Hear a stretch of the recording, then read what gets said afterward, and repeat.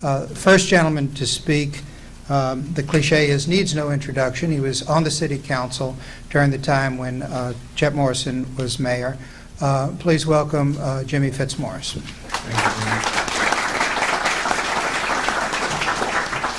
Thank you, Doctor. Ladies and gentlemen, I'm delighted to be here tonight.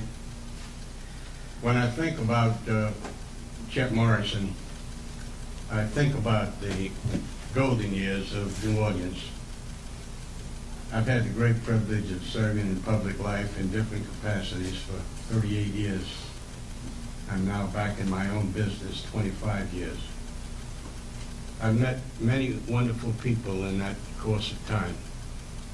I've shared a personal friendship with every president up until President Bush II. I haven't met our present president yet. I notice the qualities in each of these people and the leadership that they have. You know, it's easy to look back as to what's happened in New Orleans. As I look at the audience here this evening, we have a diversified group of people. We have some young people who probably don't remember Chet at all. We have some middle-aged people who probably remember him, but not too much in detail. And we have some older people like myself who may have forgotten all about him. But I would never forget Chet Morrison. You would be interested to know that several years ago, right before Katrina to be exact, I went up to Southeastern to speak to the graduating class, a group of about 125 very bright young people. And just out of curiosity, I said, how many people remember Chet Morrison? I want you to know, friends, not one hand. It did surprise me because it was a whole new generation. Chet came along on the political scene right after World War II, and he had a great, great opportunity. The city then was run by Mayor Maestri and the predominant political organization, the old regulars, as they were called in those days. Chet came back. He was a colonel in the Transportation Corps. He campaigned in his uniform, and for the benefit of all the ladies, very handsome guy. And the ladies formed what they called the Broom Brigade. They were going to sweep out the old politicians and bring in the new ones. And that was Chet's first campaign. And he won by a tremendous vote. A lot of people thought he would not beat the old regime, but he did. And he set his course on trying to develop the future of New Orleans. And we see his footprints everywhere we go. We started out at Old Gallia Hall, as some of you may remember, one of the great historic buildings in our city. And that's where we were inaugurated under the new form of government. Chet came in 1946 under what we call the commission mayor form of government. The members of the commission, they're council people now, they served both as administrators as well as legislators. And in 1954, Chet had put a group of people together along with some other political people to revise the whole city operation. And we came up with the new city charter. And it was called a strong mayor form of government, where the mayor was really the chief executive officer. And the council was the legislative branch. I want you to know that that made a great deal of difference, because up until that time, if you had a hole in your street, or you couldn't pay your water bill, or you didn't know how you were going to handle your electric bill, you went to see your commissioner. And he or she, at those times they were all he's, ladies, I want you to know that's dramatically changed, as you will recognize. And for the good, and for the good. These people would have the authority to be able to call the director of the sanitation or the director of streets, whatever it was, and say, I want you to fix this for my constituent. They can't do that today. As a matter of fact, the mayor hardly lets them do anything today. But that's another subject for another time. We won't debate that tonight. I just want you to know, those of you who did not know him, I want you to know that I have never met a finer person in all of my life than Chip Morrison. And I said to Jack McGuire, who's here with us this evening, one of the great things about Chip, and Bob Wall, I'm sure, will attest to this, he had a great magnetism about bringing people to him. And when I hear these candidates who are running for mayor right now talking about what they're going to do and what they're not going to do, I've been there, so I just listen. But what you must remember, if we elected the Pope mayor of the city of New Orleans, he couldn't get the job done. Not because he's not competent to get the job done, but there's more people than the mayor, and you have to have a team. And Chip was very fortunate to have a man like Dave McGuire, whom I'm sure not many of you do not know. His son Jack is here tonight. Dave McGuire was the kind of a person who could settle Chip down, because Chip would get off on a project and you weren't going to get him off of it. You just weren't going to get him off of it. And he would stay on that and bulldog that project and bulldog until he got it done. He had great charisma. He knew how to touch the community, whether it be working with the labor unions, whether it be working with the society group, whether it would be going to a carnival ball, and not that it makes any difference, but Chip and I set the record of going to carnival balls. Now, you might think I like carnival balls. I don't dislike them. But we were going to over 100 a year. That's a lot of carnival balls, folks. Now, somebody said, what do you get from going for a carnival ball? Well, let me tell you what you get. First of all, you get an opportunity to meet an awful lot of people in a different kind of way. And you let those people know that you're not too important to come to their carnival ball. It's not just Rex and Comus or Proteus. I didn't belong to any. But Chip was at every one, whether it was the Toth organization or anyone, Iris, whatever it was, we were there. And we were, without being obvious about it, we were campaigning all the time. Chip was an interesting person. As I told you, he was a very nice-looking man, had great mannerisms. He had that little French twist where he could put people in the palm of his hand. And I can remember one day Chip was in the reserves, and he was a general in the reserves prior to getting out of government. And Bob, I'm sure you remember this. And we have what we call the escape elevator at City Hall.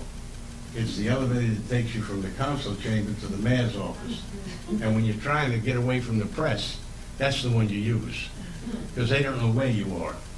So one day I was standing at the elevator waiting for whoever was coming up, and this very handsome person in his uniform gets out, and I said, "Oh," I said, "you surprised me." It was Chip.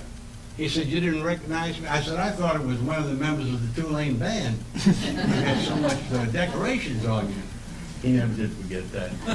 Move on to Pam. But Thank you. my time is running out, as our moderator has said, and I hope you ask me some questions about Chip.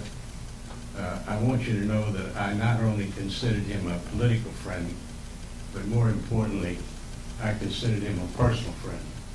Great man, great man.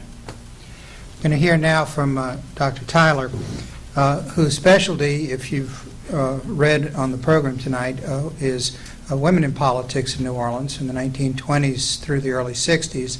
And following up on something that Mr. Fitzmorris said, Pam, maybe you could elaborate a bit on his initial election and the role of women in that election. Sure, I'll be glad to do it. But first I want to tell you that it is more than a little intimidating to sit here between Jimmy Fitzmorris and Bob Wall, both of whom were part of Mayor Morrison's administration, so when they tell you stories, they live those stories. I am not a native New Orleanian. I am not a political scientist. I am not an expert on urban affairs, and I didn't know Chip. So you may be wondering what I can offer. I'll be happy to yield a lot of time to Bob and to Jimmy. But I can tell you about the role of women and how Mayor Morrison came to be elected and then re-elected. And if we get on into it, I can tell you about women's input into his administration. First, you should remind yourself just how recently it is that women became politically active. The 19th Amendment was ratified in 1920, so women were allowed to vote in 1920. That does not mean that women rushed out to register and to vote. There was a lot of unspoken and sometimes spoken resistance to women playing that political part. And so if a woman had the obvious disapproval of her husband and her father, and if she was told politics is a dirty business and women shouldn't be mixed up in it, then it would take something to persuade women to go on and register and begin to vote. What I mean is that women here in the city got the voting habit very slowly. Women's political participation was pretty darned anemic in the 1920s. It got better in the 30s and better yet in the 40s. In 1940, the state of Louisiana surprised the nation by turning the Longs out. Earl Long was defeated in the gubernatorial race in 1940 by someone who was considered a reformer. His name was Sam Jones. And here in the city, a small coterie of women played a role in campaigning for Sam Jones in the 17 wards of New Orleans. And they were exhilarated by the fact that their candidate, Jones, had won the election. Then World War II intervened, and that took center stage for everybody's time and energies. When the war ended, in 1946, we have a mayoral election, and that is the election in which Chip Morrison ran and won. It's at that time that the women who had gotten their feet wet in politics back in 1940 in doing unpaid work for Sam Jones came back and reconstituted themselves. They already had some organization in the wards and down on the precinct level. They came back and they began to work again for Chip Morrison, this time in great numbers. And women in December of 1945 pushed hard for a voter registration campaign. I'm sure Bob and Jimmy will remember that when Chip Morrison announced that he would run for mayor in December of 1945, the so-called reformers had been unable to find any reformer to come forward as the sacrificial lamb and lose to Mayor Maestri. That was the assumption, that Maestri will go in again, even though we had slipped into municipal decay under Maestri. And there was a lot of dissatisfaction with Mayor Maestri. Chip Morrison announced, but when he announced, there was less than 3 weeks in which to register any new voters. So the women are the ones who carried out a voter registration campaign like a whirlwind. Lots of phone calling, lots of canvassing, lots of unpaid hours of the small tasks of politics. And then the election was carried out in January of 1946. Many women were poll watchers. Many women were election commissioners that day, so they were playing their part. When Chip Morrison won, the saying is that the two most surprised people in New Orleans were Bob Maestri and Chip Morrison. It was a close election. He won by about 4,000 votes. And interestingly, the women had managed to register about 4,100 new voters. Now, there's no one-to-one correlation. We can't prove, but it is clear that the women did a great deal to put Chip Morrison in that first time, and he himself acknowledged it. Jimmy referred to the broom brigade, the women who took the symbol of carrying a broom and to say a new broom sweeps clean, and we're going to sweep out all the corruption that has infested City Hall. And there was a really memorable event during that campaign. On a cold January night, hundreds of women put brooms on their shoulders and made a march down Canal Street Now, the brooms had been provided courtesy of Sears Roebuck, thanks to Edith Stern, who was a member of this group. The women turned up St. Charles and marched to the Jerusalem Temple, where there was a big rally for Chep Morrison. They came marching in ranks with their brooms, and there was thunderous applause for the women. After the fact, the press, both local and national, tended to give credit to women, and even a presumably impartial journal like the Christian Science Monitor said flatly, the women of New Orleans elected Chep Morrison. So I can tell you more about what women did for his administration and for later re-election efforts, but I'll stop and let Bob talk to you. Thank you. We're pleased to have with us tonight as well Bob Wall, who had an inside look at a lot of this because he served for 8 years on Chep's staff, including a stint as his executive or top assistant.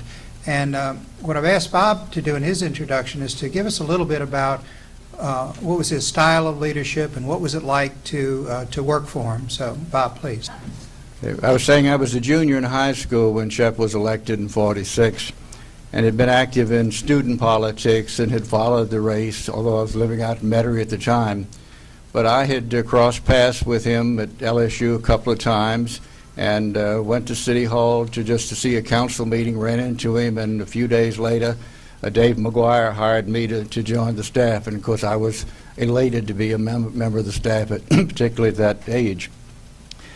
About a year after Chep was elected, or 18 months afterwards, his picture was on the cover of Time magazine, as it was at several other times, and got an awful lot of national press. The title in the bottom of the page said he closed some doors and opened a gateway, referring to the houses of prostitution and the gambling halls, and the gateway was South America, and for the Latin America, and all the work was done with international trade. Over his head were 20 tiny flags of the South American country to sort of acknowledge the emphasis that he had taken on himself to develop the city. Inside, in the 4-page article with pictures, it referred to him as a compelling salesman, and on a more personal note, it referred to him as handsome, talkative, bouncing, tough, and stubborn. Now, I don't know about the bouncing part, but I think by the time I got there, I think he had been sort of grounded, because I don't remember any of that. But the thing that I remember and that I was closer to during his time was the success that Chep had selling New Orleans to New Orleanians. You didn't see people driving around with stickers saying proud to be from New Orleans, because most everybody was proud to be from New Orleans. As Jimmy was saying, he was highly visible. He spoke before the civic clubs, he went to churches, he went to ball games, the carnival balls, as he was saying. When he dedicated a swimming pool, he went swimming with the kids, and he was in parades. So there was a tremendous amount of visibility in terms of the one-on-one sort of face contact that they might say today. One of the things that is an example, we used to do every other Wednesday, not during the winter, but the other months, civic improvement tours, we'd call them. We'd rent 2 buses and invite a group to come tour the city. And many times they were neighborhood improvement associations, and not too many of those anymore. But we'd get on the bus, and Chep would get on one bus and be the narrator and the guide. I would get on the other one and quickly assure people that they had not gotten second fiddle. We would change buses halfway through the route, so they would be okay. And we went to all the things that were on them. The Union Station was under construction, almost ready to be open. We went to the Civic Center site that was, the buildings were coming up, the overpass, all the various things that were going on. There were many things at that period of time. And then the last stop, we took people out to the Parkway Commission offices and plant out on Jefferson, on Gentilly Highway. And they toured that, looked at the plants that were growing and the hot houses and the rest of it. But before they got back on the bus, the last thing that they did, or they got, Chep handed them personally about a 12-inch high seedling of a golden rain tree and urged them to take it home and plant it between the sidewalk and the street, and they loved it. Chep was very much aware of the history in New Orleans, Louisiana, and across the country of how short-lived one-term reform candidates were. Everybody gets all excited initially as the doctor was explaining, and that's very true. But then the fire seems to go out just to be a little bit of a glimmer. The indignation has been muted, and people kind of take it for granted, and you don't get back in office again. And there's a limited amount that you can wind up doing during that period of time. Chep had an organization, a political organization formed called the Crescent City Democratic Association, known as the CCDA. Now, one thing, they were a political organization that concerned themselves with elections, endorsing candidates, and getting out the vote.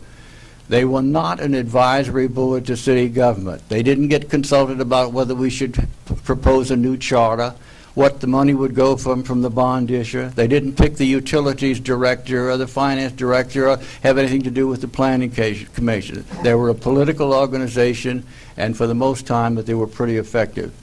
Now, not all was rosy during Shep's time. The police department is probably an example of that seemed to haunt him for many, many years.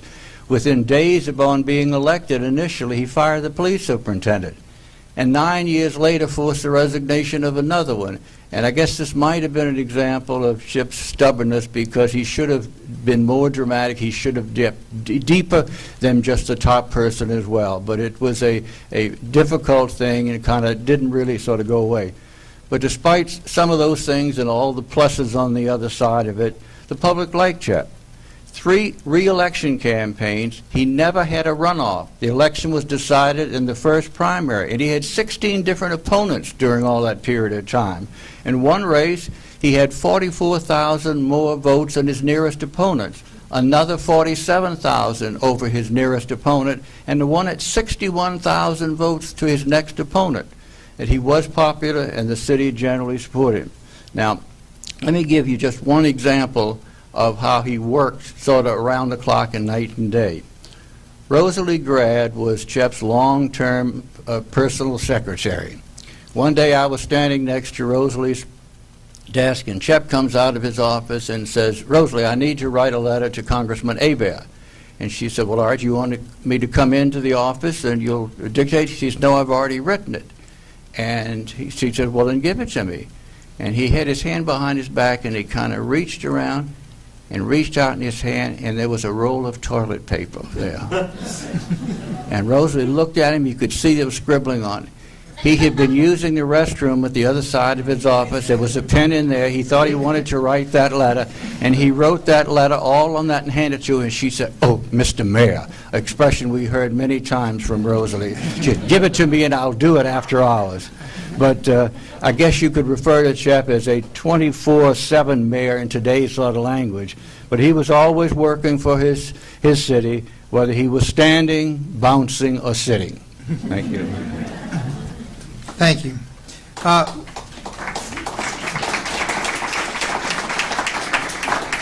going to move on to some questions and take it maybe in reverse order to start. Bob, we have a question from EngageNOLA that wanted to know a little bit about NORD, and it's considered a signal achievement, I think, for the Morrison administration. Could you say a bit about his interest in that, and maybe bring it up to date a bit, if you care to, about how we might make the current NORD more effective in light of how it got started and the reputation it had? Well, there's no question NORD was a big success, a very popular program. It involved building an awful lot of new facilities, and swimming pools seemed to be one of the key things. You had to have a swimming pool. Who was trying to put those in all the various neighborhoods. And I think one of the things that was a key to the success of NORD, frankly, was the competent people who were running the program. It was unusual in the sense that here was the director of that program was Lester Lautenschlager, who was a private citizen. He worked for $1 a year, and he wasn't just a figurehead who breezed in every once in a while. I made some reference to Chep's 11 o'clock Monday staff meetings where all the department heads were there. Lester Lautenschlager, a prominent attorney and a former Tulane athlete, was there to represent it. But there were people like Gernon Brown and Johnny Brechtel and people who knew their business that were dedicated, and it was kind of new for the community. Now, I shouldn't say this perhaps, but I think one of the things that happened has been the kind of demise to an extent of the NORD program is the fact that the NORD program did not get through the desegregation process very well. Back during the time, and you got to remember that for the 15 years Chep served as mayor, about 13 years of that, the city was segregated. I mean segregated, not just a question of you kids go to one school and your kids go to the other school. I'm talking about the hotels, the restaurants, and the transportation system and everything else. And NORD was segregated as well. There were the black playgrounds and the white ones, and the kids went different. And when all of a sudden that changed, it didn't seem to work between the parents and the kids and things, and it has struggled ever since that period of time. So that's one of the things that with the desegregation that left some wounds that were very unfortunate to say this, but I think it's very true. And I get back at this particular point, there's not much can be done about that phase of it, but I still think it lacks some of the dedication and the commitment of competent people at the heads of those things, and hopefully that might change in the future. Thank you. Pam, you told us a bit about the election. EngageNOLA had a slightly different question. They were curious how a 34-year-old was able to beat what was called the machine. I know the new registrants certainly is part of that answer, but do you have any other insight into that election? Yeah. Well, in many ways, Mayor Maestri beat himself, I think. Some of you may know the story about how Bob Maestri became mayor of New Orleans in the first place, and it's a long and complex story, but as Jimmy mentioned, the factions here in this city predating Mayor Morrison's time were either the Longs or the old regulars. Those were the two who pretty well carried weight here in the city. And back in the 30s, there was a mayor named Sims Walmsley who represented the old regulars. And by a series of machinations, the Longs were able to force him to resign and to leave the office of mayor. And Bob Maestri stepped forward to run, but lo and behold, no one could be found to run against him. So he was made mayor of New Orleans back in the mid-30s. Then, by another sort of sleight of hand, they moved the date of the election so that Mayor Maestri had 6 years in office without ever facing the voters. So in 1942, he faced the voters for the first time, and he was reelected. And then came 46. Evidently, Bob Maestri had been a pretty solid mayor when he first became mayor back in the 30s. He reduced the city debt. He was a decent administrator, and he, just like what Bob is talking about the tour around the city to see what needs to be done. Maestri was famous for going twice a week with his father-in-law, who was with Governor Lesch's father-in-law, who was the city engineer, and they would make tours to see what needs attention, what needs in the way of bricks and mortar and cement and repair. And then they kept a list, and then they would sort of do triage and decide what are the most pressing needs, and then attention would be given. You know how we have in the Picayune these pictures of potholes that are, older than your oldest grandchild, So that was not happening. Maestri was on top of things in that way. But by the time of World War II, he had lost his focus, and city services declined terrifically. The women that I studied began to write letters to the newspaper under the heading, "I want a change because." And then each woman would have a particular issue that was troubling her, whether it was sanitation or rats or poor schools or whatever. But I think that there's a constellation of factors that comes together here to explain how a 34-year-old young man could defeat an entrenched politician. In part, it's the failings of Maestri. In part, it's the times. Right after World War II, there was a welling up of reform spirit everywhere, and incumbents from Winston Churchill on down felt the pushback of the voters. And so incumbents were oftentimes defeated in 1946. And the idea that the war had to have been about something and that we should get better service from elected officials was a big part of it. And then the women were simply all over this election. There are probably some women here who were part of it and who could maybe contribute later. Their activity was absolutely a beehive to work to get this man in office. And frankly, Mayor Maestri made very few public appearances. He didn't make speeches. He delegated others to speak for him, whereas Chet Morrison was a whirlwind of activity. He was a forceful campaigner with great energy, great personal charm. And there was really no comparison of the two candidates as far as how hard they worked in 1946 in that election. Jimmy, I think there'd probably be some interest in the audience for you to give us your perspective about how Mayor Morrison worked with the council, or maybe occasionally against the council. Tell us a bit about how he treated councilmen and what was he like when you all disagreed? I will. Before I do that, I want to remind you that as we turn on our television sets in the evening, or we turn on our radio, we hear a scandal about public officials somewhere in this country. Every one of us have gone through that. I want you to know that in the 16 years that Chet Morrison was mayor of New Orleans, there was not one single question raised about his honesty. Now, you might say that all political people are honest. I wish that were true, but it's not. That's credit to a man to be able to do that. Shep had a way of working with his council. In those days, we didn't have what we call the open meeting law. We could meet, and we met. Bob brought up the fact that Shep had a meeting every Monday morning with his staff people. And I mean, he read the riot act to everybody. Once a week, Shep met with members of the city council. And if we had a problem that was coming up before the city government, we would sit down and talk about it. Now, we might not agree with Shep at that particular point, but we'd give him a chance to explain to us what he was really trying to do. And in most cases, we were able to get more or less a unanimous vote. Now, you always have to remember, we had some people who did not support Shep on the council. Good men, a man like Brownie Moore, who was a good, honest person. Brownie just didn't agree with the way Shep was running things.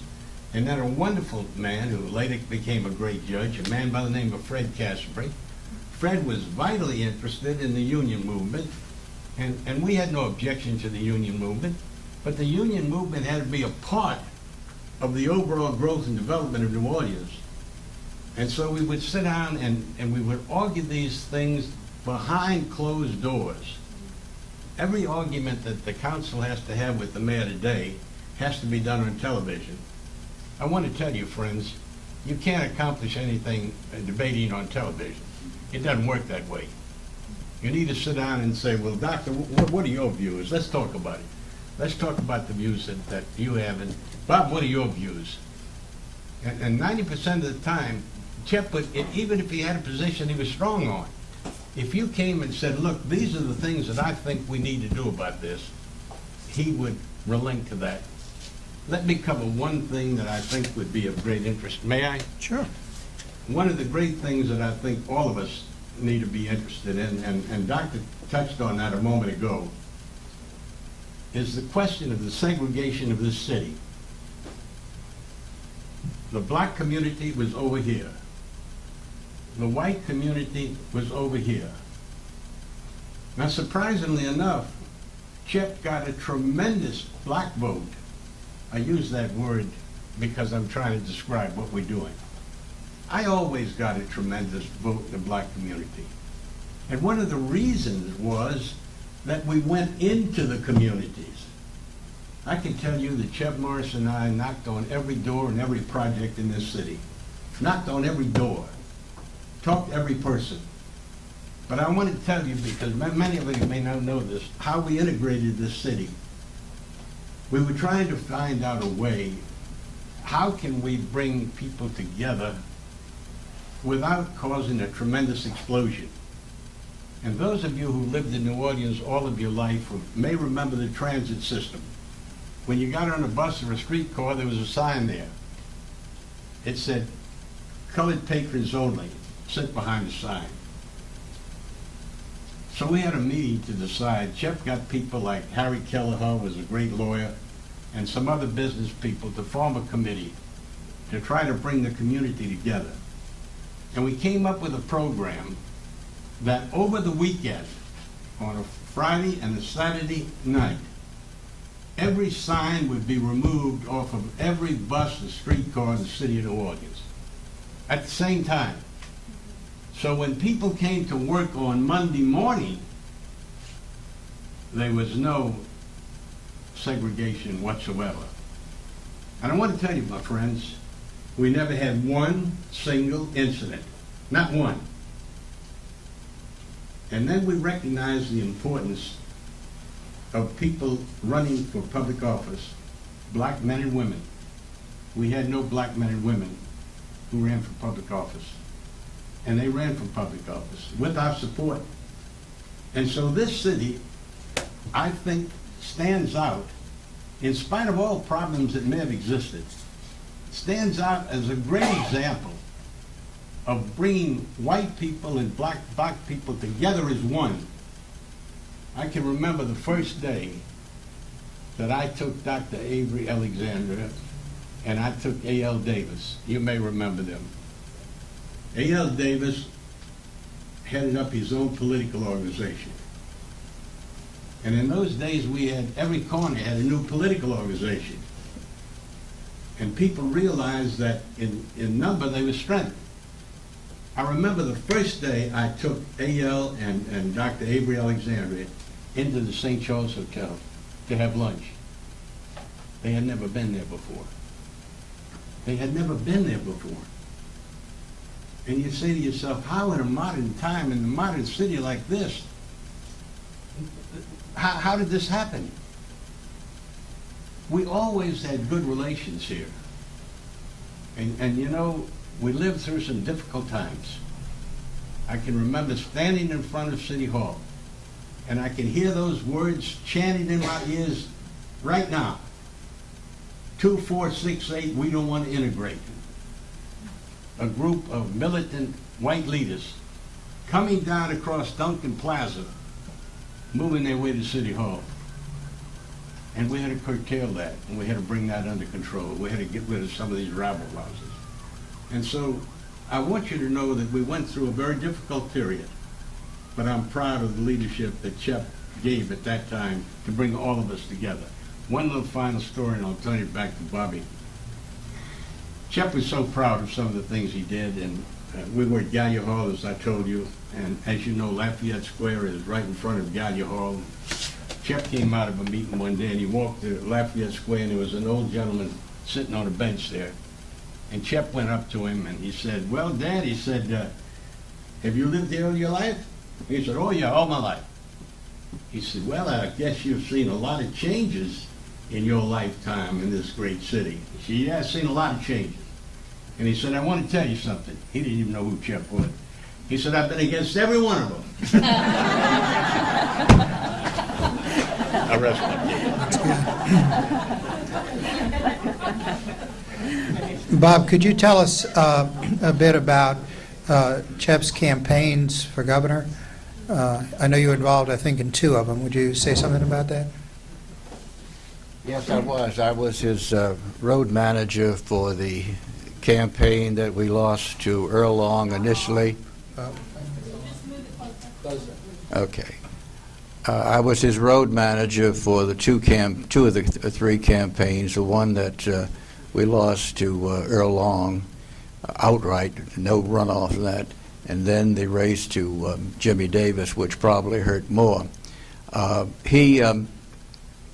It was typical of Chep, the same way he campaigned in the city. It was the same activity and the strength. He was gone night and day. We were gone for 5 days a week, sometimes 6, and he campaigned all over the state. Probably one example of his stubbornness, what he was determined he was going to spend equal amount of time in North Louisiana, because that was considered to be very difficult for him to win. And I can remember a day at the Captain Shreve Hotel in Shreveport, He was sitting with Camille Gravel, who had been very active in state politics. And Camille had a map on the desk trying to convince Chep that it didn't make any sense, looking at the population and the history and the background of those people, to spend half of his time in North Louisiana. And they needed to spend more where there was a higher potential for voting. Well, that didn't make any difference. For the entire campaign, we spent half of the time in North Louisiana, in Monroe and Shreveport. And the early days of television, every night we were on television with as a program. We were doing filming, showing everybody where we had been. It was a question, again, I want this job, I'll be good at it. But he worked hard, he had a good ticket. They were running with tickets where at that time you had somebody running with you for Attorney General, Lieutenant Governor, and so forth.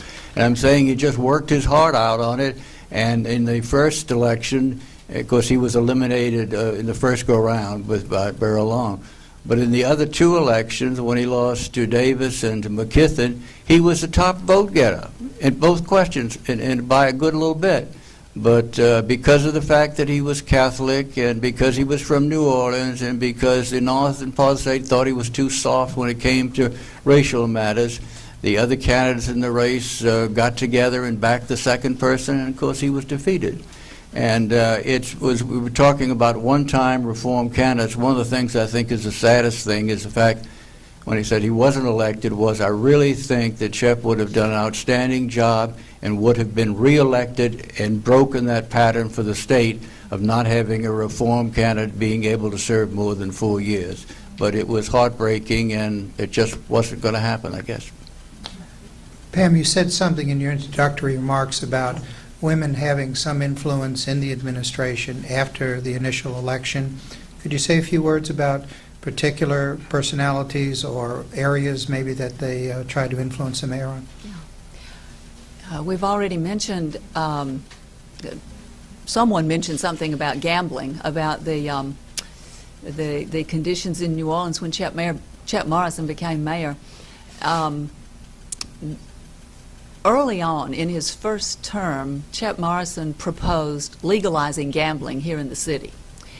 And this came as an unwelcome surprise to a lot of people. And quickly there was an organization of ministers that formed to lead the opposition to that.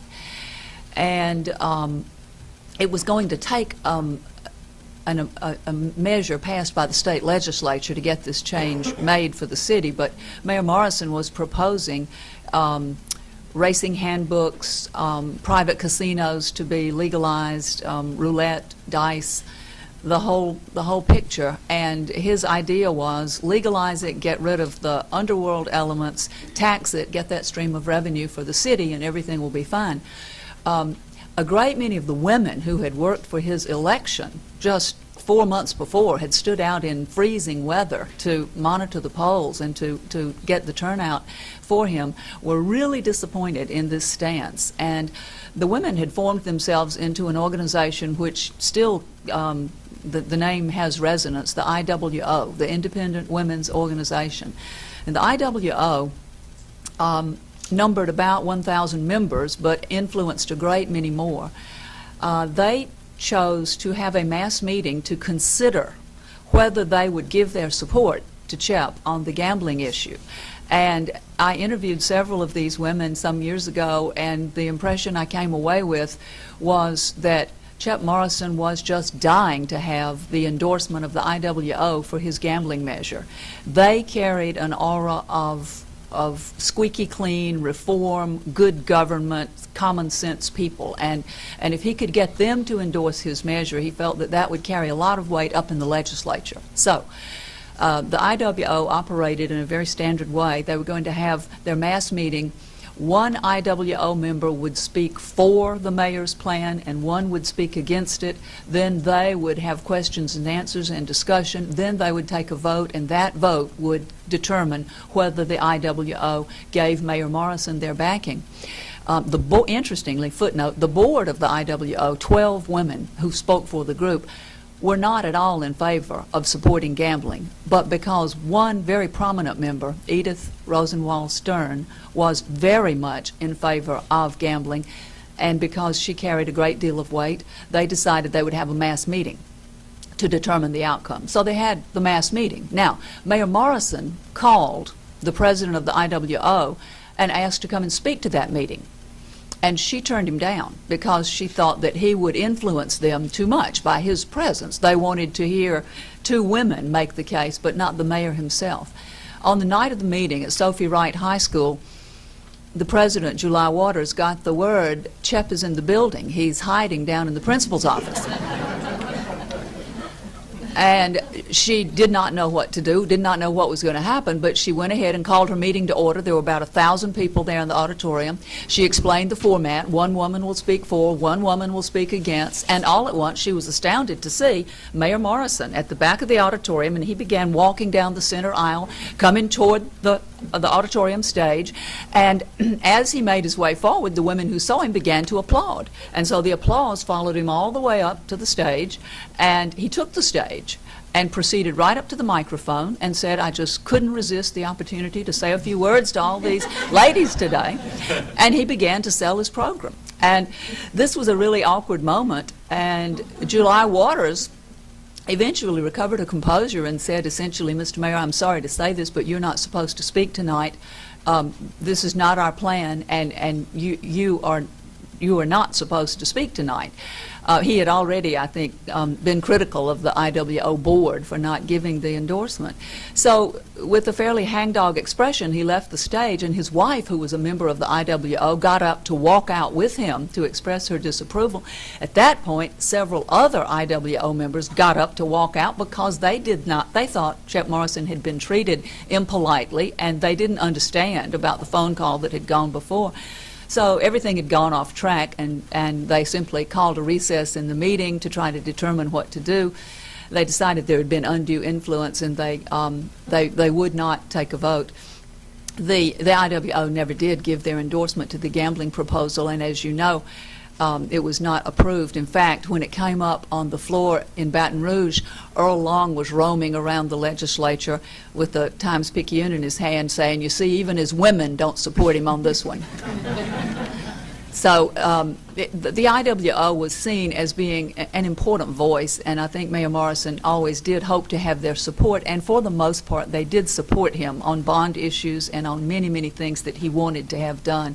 That was an early parting of the ways, but it didn't represent a fracture between Chep Morrison and women. It was just an early disagreement. It shows me that they had integrity and were not simply Chep's women's organization, as some people seem to think. We want to involve the audience in this, and I'd ask if you have a question to just raise your hand or stand, and just some quick ground rules. Be terse and address your question to one of the panel members, please. Start. Mr. Fitzmorris talked about the footprint of Chep Morrison on the city. Could you talk about some of the public projects that he spearheaded? Absolutely. One of the great projects that Chep supported was the Union Passenger Terminal Program. Most of you are too young to remember that we used to have 6 railroad stations in the city.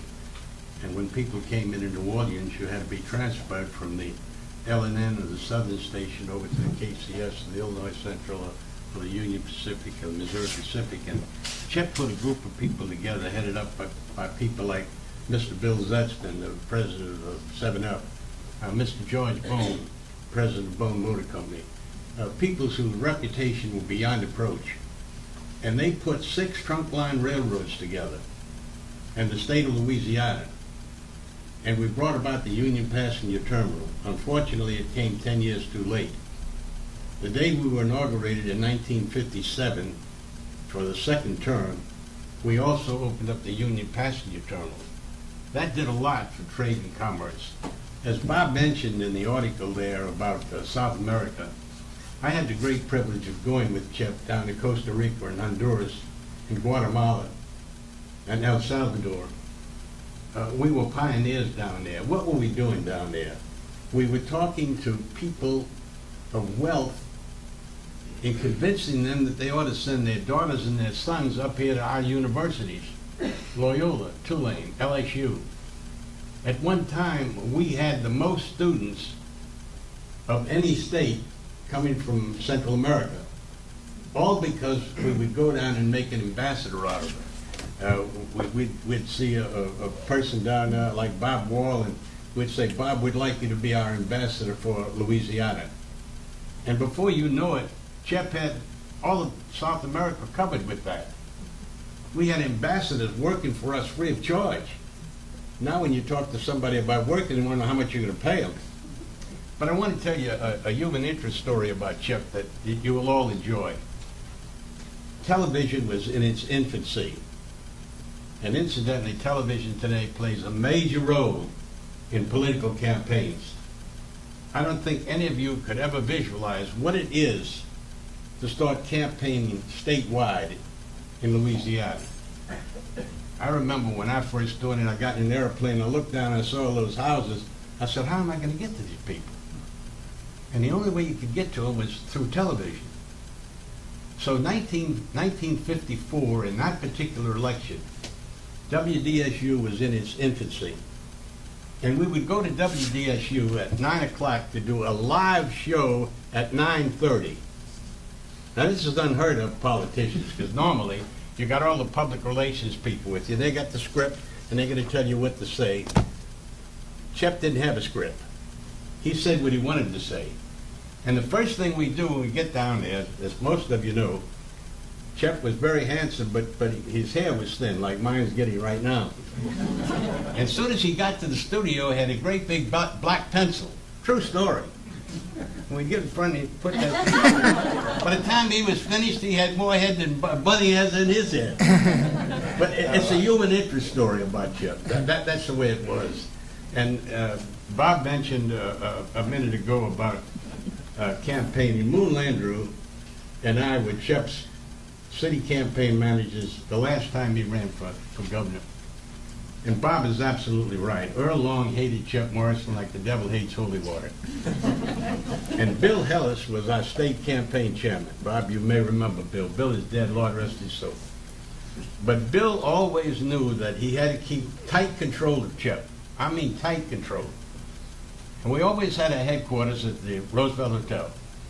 And I went up there one evening. Chep was laying across the bed. It was very unusual for me to see Chep laying across the bed. And I walked in and I said, what's the matter? He said, what do you mean, what's the matter? I said, what are you laying across the bed? He said, I can't move. I said, what do you mean you can't move? He said, you see these handcuffs? I said, handcuffs? Yes. Bill Hellis had handcuffed Chep to the bed to be sure that he did not leave until he gave him permission to leave. Great human interest story. Another question. Felicia? You know, listening to all of this, I'm thinking about, these are all nice stories, and you just sort of touched on really evaluating Chep and evaluating the times to me, because there were some things that were not so good. Let's talk about it. Let's talk about it. You Well, asked me. first of all, the whole thing about historic preservation was a total disaster. That the only reason we have Gallery Hall today was that he made a deal, Chep made a deal to allow it to be rented out for $1 a year. And we should have preserved some of those stations that were torn down. There were some very wonderful relics there that we should have been thinking about. Furthermore, we just touched on the police department, but I think the police department was just as chaotic as it is today. Maybe not quite as bad, but it was pretty much chaos. Let's ask Bob to talk about the police if we could. Bob? And the other thing I want to mention is that women were back there behind Chep, but who was ahead? I mean, where were women put at the top? I mean, I can't say that was so wonderful just because women were out there in the background. Martha Robinson was on the city charter committee as the only woman, and one time she ran for council. But I think that the women would get to be on the school board. So, and I'm not sure that the integration was really that good. And I know that Chep. Felicia, you're under about 6 questions. Let me slow you down just a little bit. Okay. Bob, maybe you could comment on the police. It must have been a few headaches for you all. Well, and then Pam, you could comment on, yeah, on it politics. continued to be. One of the problems was the fact that New Orleans is not a little Mormon town in Utah. When you look in terms of what the people want and what they tolerate, their attitudes about gambling and things type of so it's a question again of trying to be a leader. Certainly there's no excuse for corruption in the police department, but again I think it's just as the police department, as we know, has been a thorn to many mayors since Chep. It was during that period of time, and the problem was just deeper into the ranks than the question again of the superintendent and being replaced, and it became an acceptable sort of thing to much of the community that you were also trying to change, and it was hard to do. And at times I think he may have been a little bit naive about replacing the top person, and that was going to wind up doing it, because at the next level, next level, you still had some of these problems. But it was a continual sort of problem, and wasn't it Mark Morrell who brought in Pennington because of the same sorts of concerns? So it's a constant thing. I guess it's because of the nature of the department, the police department, what they can do and what they're vulnerable to. But it was a problem. There's no question about it. Pam, would you address the comments about women in politics? Sure. You're right that women did not hold office back in the 40s and 50s, number one, because they hardly ever ran. And if a woman did run, she would not have the financial support and the wherewithal that usually takes to get elected. Mayor Morrison tended to put women on advisory committees. Gladys Riley was on the mayor's advisory committee. Women got some I will call them token slots on non-elected bodies. You mentioned Martha Robinson, who did run for council against Vic Skiro in 1954. Mayor Morrison was vehemently opposed to Martha Robinson having a seat on the city council. He saw her as being far too independent and worked very, very hard to defeat her, and it was not an easy task to see that she was defeated. The way that Mayor Morrison referred to Martha Robinson, he told the public that she would be an obstructionist on the council. She defined herself as an independent. He said because she can't be counted on to go along with the team. So that was a very interesting campaign in '54. I think you're right about the historic preservation. That was an issue that just hadn't gotten critical mass of support at the time, but we did lose a lot of structures, and I think along this corridor here on Loyola, where the city, so many of the landmarks of the Chep Morrison years are right here. City Hall and the Public Library and the Civil Courts building. Well, something had to be cleared away to put those structures there. What the mayor might have called urban renewal, African Americans called Negro removal. And the people who lost their housing with what was raised were not always able to find housing after that. We also lost some cultural structures like Louis Armstrong's childhood home and some dance halls where Buddy Bolden played and so on and so forth, things that today we would treasure. 50 years ago, we didn't. We hadn't come to that point in how we reckoned our bricks and mortar heritage. In the back, please. Let me make one comment. Please, go ahead. I wanted to answer the lady's question when she raised a few minutes ago. I don't want anybody to leave here tonight thinking that Chep Morrison was a saint that was anointed by the Pope.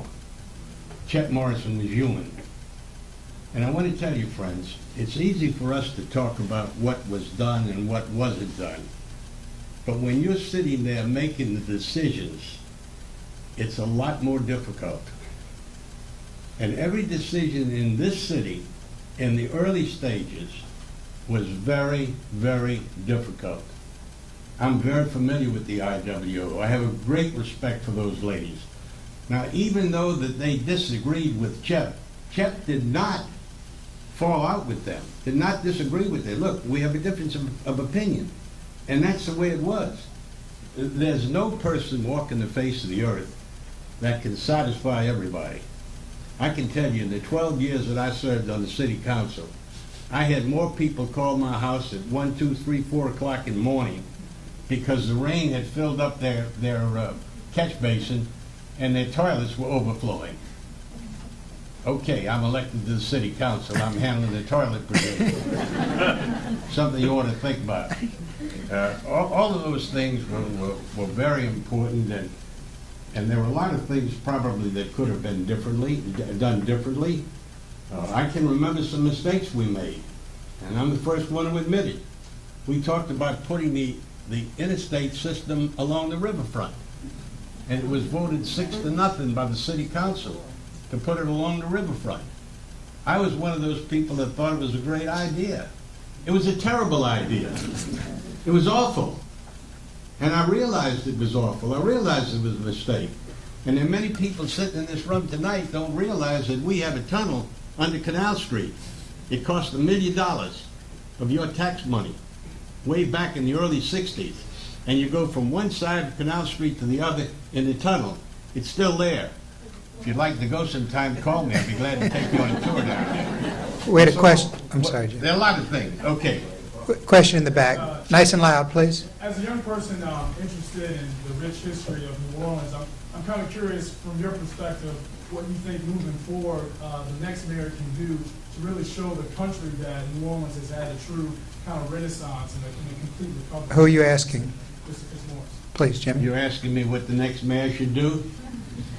Excuse me. Brian, do we have that much time? I mean, I wish I could spend the rest of the night. I'll tell you what I've been trying to do Briefly, as an Jim. individual. I have been trying to talk to the leadership of this community. When I say leadership, I'm not drawing a line between black and white. I'm talking about leadership.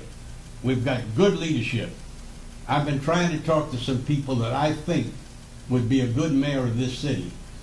And I want to tell you, it's very difficult to get people to make the sacrifice that you have to make in order to do that. I'm hoping that we can come up with a candidate that will have all of the attributes that we're looking for. But as we asked the questions to Bob a few minutes ago about the police department, and we can talk about that till the cows come home, I want to tell you that once we elect a mayor, we have to be able to help that mayor put a team together. Because government does not consist of one person. It consists of a team of people working together. Like I mentioned, Dave McGuire is the chief administrative officer. We need to find the best people. Now, having said that, I want you to know it's not going to be an easy job. It's not going to be an easy job.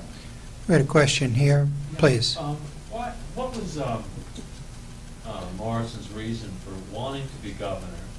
As a related question, did he have national political ambitions? Well, And one more, and in the Bob, take this one. races go for ahead. governor with Earl K. Long, what was the source of the really amazing animus of Long towards Morrison, and was that neutral?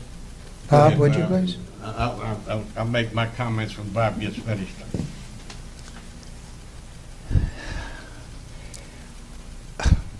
I think the animosity was there almost from the beginning before he, probably when Morrison was still, just when he first got out, I think it was almost one of those instant dislikes of each other.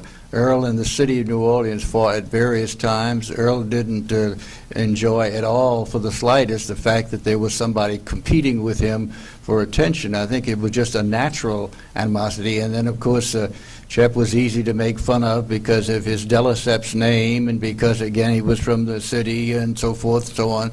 And, of course, Earl was such a character and a crazy man that it just, the contrast between the two of them was wild.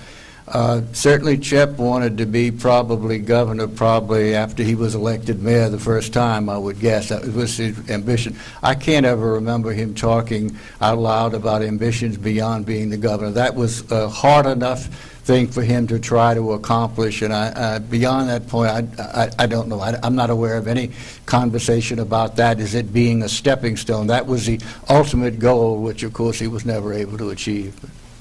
Jimmy, please. I agree with Bob.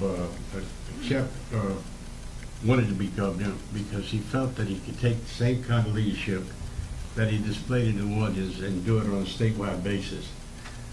The state is a lot different than New Orleans. Shep found that out. You got to remember that Shep ran for 3 times for governor, and if Shep would have lived, he'd have ran the 4th time for governor. It was a very difficult thing. He wasn't there to say, someday I want to be president of the United States. He'd been mayor, He wanted to be governor. He felt that he had something to give. And the most important thing that he had to give was himself. And that's what it's all about. People in public life today have to be there for other than to get the salary.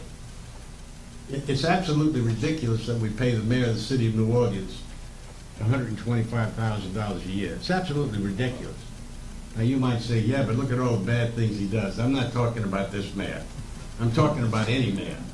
What do you pay the president of a major corporation?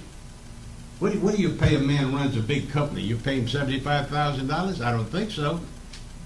You got to go out and try to get the best people you can for the job. And it's easy for all of us to sit here tonight and find fault with anything that was done, find fault with Chip, find fault with me or anything. We there because we wanted to serve. And whatever we did, you cannot please everybody. I can remember, and Bunny mentioned this to me a minute ago, when we talked about the monorail system in New Orleans. And Bunny asked me to make a comment, and I want to do that. The only thing that Chip and I had a major disagreement on was the monorail system. Now, many of you don't know what that was, but early on, there was a group of people who proposed a monorail from the airport to downtown New Orleans. We were going to bring it in on the airline highway. As you know, monorails have to be elevated, and they run like trains. And I said that there should be one in every amusement park, but I didn't think it should be on airline highway. And ultimately, we did not approve that. We did not approve it, but there's a lot of people who thought that monorail was the answer to our problems. And sometimes you look at things as a first blush and you say, hey, this is going to be great for us. But you got to get down and dig the dirt up and find out what's underneath there. Monorail would not have been good for New Orleans. So you will know, we have been debating since 1984 rapid rail service from the airport to New Orleans. Since 1984. And I want you to know that when we started those negotiations, I was out of government, and I was representing the KCS Railroad. And we went to Baton Rouge and got the Baton Rouge people to agree we would sell them that main line of the railroad to bring the train from Baton Rouge to New Orleans for $10 million. You may have read in the paper recently that the people are all over Governor General because he's turned down a request for $300 million to put the rail service in between Baton Rouge and New Orleans. Time does make a difference, my friends. If for nothing else, this panel will be known, I think, because we've discovered something that might have made Airline Highway uglier. So, Jimmy, Thank God for little fish. thank you for that contribution. Anyone over here, please? One way to think about it. You all mentioned the fact that Chip Morrison did a lot with Latin America. How much support or lack of support did you all receive from the state of Louisiana when you guys tried to do all these good things in New Orleans? To Mr. Walters and then Mr. Well, let me say this to you, my friend. The state of Louisiana has done very little to foster the relationship between Latin America and Louisiana. If you look on any map, and you look at the United States, the easiest place of entry from Central America is the Port of New Orleans. The Port of New Orleans. And the city of New Orleans stood alone for years and years and years in trying to develop the relationship between Latin America and New Orleans. And if you talk about people who loved the Latin American country, it was Chip Morrison. We not only went down there once, we went to Latin America at least 25 times, at least. Bob, you want to comment? I please? can't recall any joint international relations projects with the state at all, to think about it. It was, as Jimmy would say, I think it was a New Orleans thing. It was. Ma'am? Didn't the mayor play a big role in the Organization of American States? Yes, ma'am. President Kennedy appointed Chip as the ambassador to the Organization of American States. As a matter of fact, that was the last public job that Chip had before he was involved in the accident. And President Kennedy knew that Chip Morrison had a great relationship with people in Latin America, and that's why he wanted him in that job. And then Chip really got out of that job because ultimately, he came to work for the Bank of New Orleans, and he was direct vice president of development for the Bank of New Orleans. And he ultimately was going to run for governor again. That was his intention. Well, whatever happened to the OAS? I really couldn't tell you. It seems to Still be there. Part of our problem with Yeah. Latin American veterans. They don't have any- One more from this side, and then we're going to stop. Please. I wanted to follow up a little bit on the young man's question. If there was, I know that there are complex, a lot of complex reasons for why government doesn't work very well. But is there any one thing, if the city were to have a city manager rather than a strong mayor, if we were to revise the civil service from any of you, is there any one or two things that could make a significant difference? Jimmy, take your first shot, and then we'll ask the other I panelists. think that we have a home rule charter, as you well know. And any time you're going to change the home rule charter, you got a real problem. It's like the Constitution of the state of Louisiana. Every time you go to change the Constitution, you got a real problem. So you got to try to work around it. We have a good setup right now. It's the question of the quality of people. Who is your chief administrative officer going to be? He is a key person, because that is the person that really works with the mayor in appointing the other directors of the departments. And so I would respectfully suggest that our document is still effective, it's still efficient. We just need to find the right people to do the right job. Pam, do you have a Yeah, comment I'll on the second that. structure versus people argument? No, I think the argument is that you need key people in key positions, and the charter allows the mayor terrific power to select the right people, the people that he chooses from the chief administrative officer on down. These are his people. If they do their job, the city works. I think it would also help to go back to something that Chet Morrison did, which is get out and let the people see you. Don't be missing in action.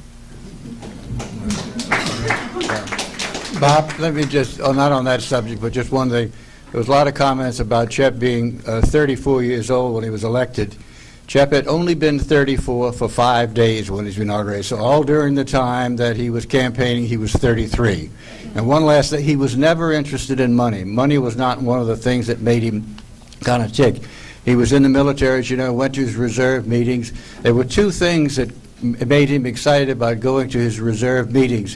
One is that they paid him $50, and that was important to him. And the other thing, he was very concerned and very conscious of his receding forehead, and the cap covered it up when he put it on his head.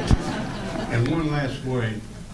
People thought that because Chet had a relationship with Henry Kaiser, you may remember that Mr. Kaiser brought the largest plant in the Kaiser field down here. So people had the opinion that Chet had money in Peru and in other foreign countries. I want you to know the true story. When the Lord called Chet had no money at all, none at all. And we went out, a small group of people, we went out and raised money to get a burial site for Chet in the Metairie Cemetery. And if it wasn't for Mr. Frank Stewart, not Frank Stewart Jr., Frank Stewart Sr., Chet's grave would not be out there. And then when we finished, we went out and raised money to put a tombstone on Chet's grave. I want you to think about that, my friends.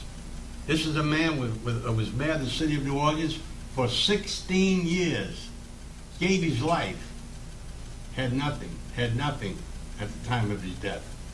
It's been great to be with you all this evening. I'll stay around and answer any other questions. Let me I can thank talk all night. the panel, Bob and Pam and Jimmy Fitzmorris.